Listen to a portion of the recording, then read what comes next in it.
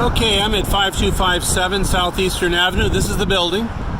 As you can see, this is a very busy road. I'm here at about almost noon, so peak times are going to be at commute times, 9 and 5 time.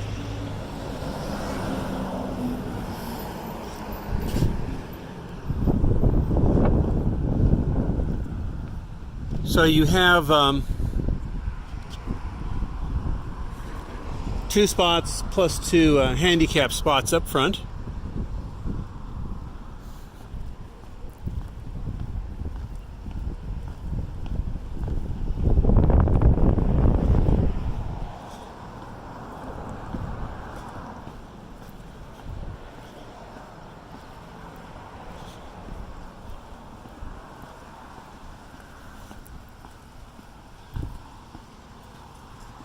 You have 4 or 5 slots back here. The roof looks to be in good condition.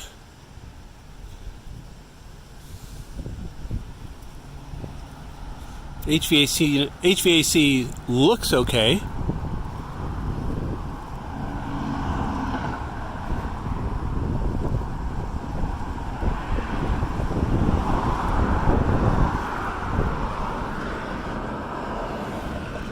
Can't see much of all the reflection.